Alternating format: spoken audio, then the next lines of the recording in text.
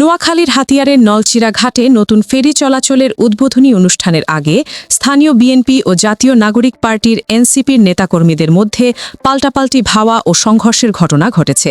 এই ধাওয়া পাল্টা ধাওয়ার ঘটনায় উভয় পক্ষের অন্তত ৫ জন আহত হয়েছেন। আজ শুক্রবার বিকেল 4:15টার দিকে নলচিরা চেয়ারম্যান ঘাট নৌপথে নতুন ফেরি মহানন্দা সার্ভিসের উদ্বোধন করেন নৌপরিবহন মন্ত্রণালয়ের সচিব ড নুরুন নাহার চৌধুরী। দীর্ঘদিন ধরে স্থানীয়দের দাবি ছিল নলচিরা ও চেয়ারম্যান ঘাটের মধ্যে ফেরি চলাচলের সুযোগ প্রয়োজন।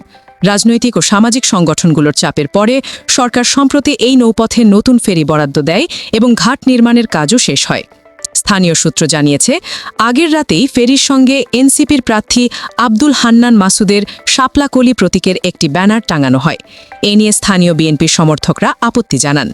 শনিবার বিকেলের উদ্বোধনের আগেই ফেরি বরাদ্দের পেছনে নিজেদের কৃতিত্ব দাবি নিয়ে বিএনপি ও এনসিপির কর্মীদের মধ্যে বাকবিতণ্ডা শুরু হয়।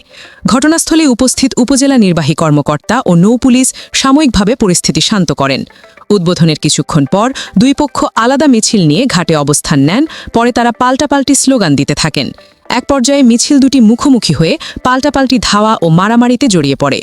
সংঘর্ষের সময় ইট পাটকেল ছোড়াছুড়ির ঘটনাও ঘটে।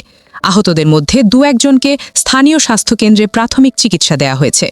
খবর পেয়ে নৌ পুলিশ ও হাতিয়া থানা পুলিশ ঘটনাস্থলে পৌঁছে দুই পক্ষকে আলাদা করে পরিস্থিতি নিয়ন্ত্রণে আনে।